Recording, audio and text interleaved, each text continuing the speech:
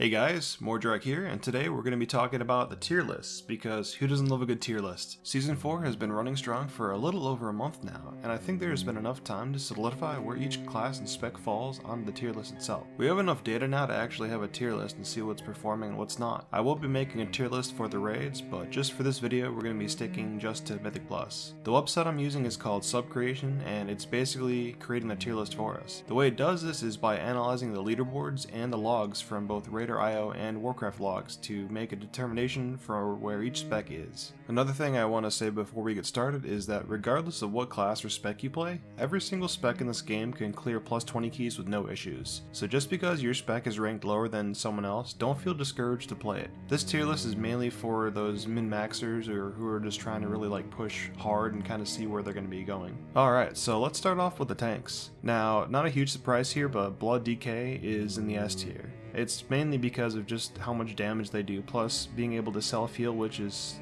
the most iconic thing that Blood DKs have. And it's always been like that. However, they've never been in a spot where they are now, because sure, they've always had that great self-healing, but they've never really had the damage too, so just the fact that they do so much damage now, and they're just so tanky and can heal themselves, that's pretty much why they're just stupidly broken right now and why everyone's playing them. So moving down to the A spot, our first one is arguably the biggest change, and that's the Protection Warrior. For the entire expansion, they've been basically the worst one by far. They were just so bad to play that in fact you just never really saw them in high keys. So what's changed? Well, they got a huge buff last patch, and it basically brought them up to speed, and now they're competing with all the other ones. So they've always had really good damage, but now this huge magic buff to their mitigation has really kind of fixed the problems they've had, so that's why you're seeing a lot of them now. So now moving on to the next tank in the A list is the Brewmaster. Now, no surprise here, basically the Brewmaster has always had great mitigation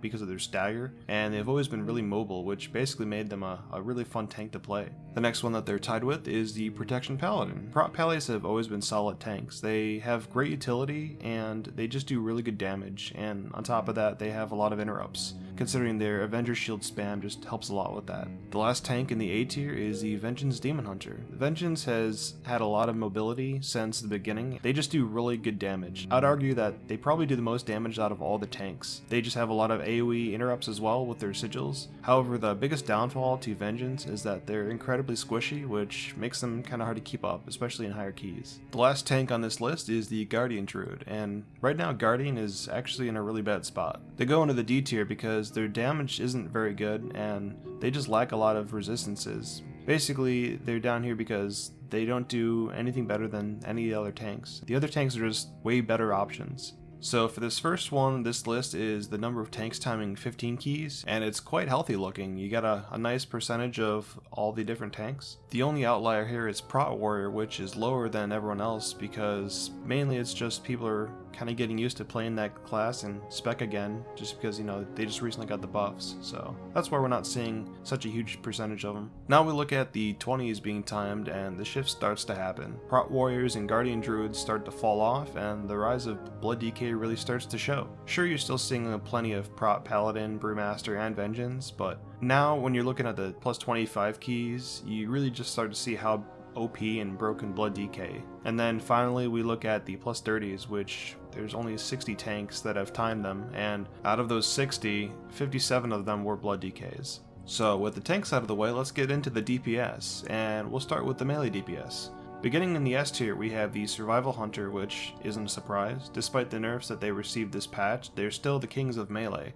The DPS they do is just insanely good, and they're very easy to play, which is why they're at the top. The next S tier DPS is Outlaw Rogue. Similar to the Survival Hunter, in which their AoE is really good, they also have great single target as well, and they have some really good utility like Shroud. So it's no surprise that these two are both in the S tier. The only difference between the Survival Hunter and Outlaw Rogue is that Outlaw is really fast paced, and it's actually kind of difficult to play. Moving on to the A tier, we have the Windwalker Monks, Fury Warriors, and Havoc Demon Hunters. Windwalkers here because they are just AoE machines. They have always been that way and have some great utility like Leg Sweep, which is an awesome AoE stun. On top of that, just like Brewmaster Monk, they provide a flat 5% damage buff for all melee DPS in the group. Fury Warriors are pretty similar in the sense that they're also AoE machines. They have single target, but it's a little weak, and aside from that, they do have some pretty good sustain, and Rallying Cry is a really great cooldown for the group if things get bad. Havoc Demon Hunters again are very similar to Windwalkers. Their entire rotation is pretty much built for AoE.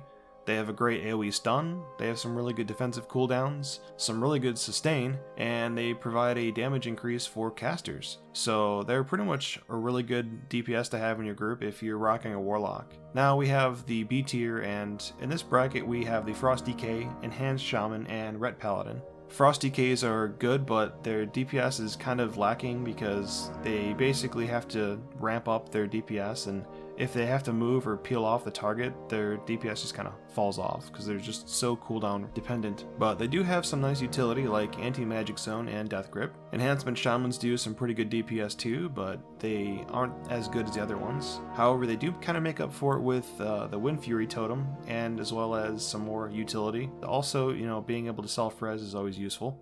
Ret Paladin DPS is good, but what really is nice about their damage is they're super bursty. So for groups where you're just killing quick packs, they're really good. And on top of that, just like, the tank, they have really awesome utility for the entire group. And then in the C tier, we have the Arms Warrior. And Arms is here because their AoE just isn't as good as the other DPS classes. They're more of a single target focused spec, and like Fury, they do have some nice utility, so Rallying Cry is good, but other than that, that's really all they have going for them. And then finally for the DPS, in the F tier, we have Sub-Rogues, Unholy Death Knights, and Feral Druids, as well as the Assassination Rogues. What a fall from grace the Sub-Rogues were, considering they were pretty much one of the best DPS specs in the game for the whole last year of the expansion. They did get a series of nerfs. They unfortunately were just one of those classes that they didn't really benefit from having a very strong tier set, and it kind of shows. Unholy Death Knights are kind of similar, like their tier set just wasn't as good as the other specs. Their damage just really isn't there. Feral Druids always struggled because of just how complex the rotation is, and combining that with their AoE not being very good kind of puts them down there in the F tier. And then Assassination Rogues are just single target oriented. Their AoE isn't as good, so that's kind of why they're down there. Next we move on to the ranged DPS, and starting in the S tier we have Destruction Warlocks. They are the kings of Mythic Plus because of how good their AoE is, even after the huge nerf they received. They have great utility and are an easy spec to play, so if you're looking to play a DPS, I would say Destruction Warlock is a really good pick. The next S tier is a Fire Mage, and while the DPS isn't as good as Destruction, it's still pretty decent. However, I will say that Fire Mages are a lot harder to play than the Destruction Warlocks, so just keep that in mind. Moving on to the A tier, we have the Demo Warlocks, the Elemental Shamans, and the Shadow Priests. Demo Locks are just really good at dealing AoE, and just like Destruction, they're a Warlock, so they've got a lot of utility. The Elemental Shamans are also really good at AoE DPS, and they also have utility. Plus, having a combat res is awesome.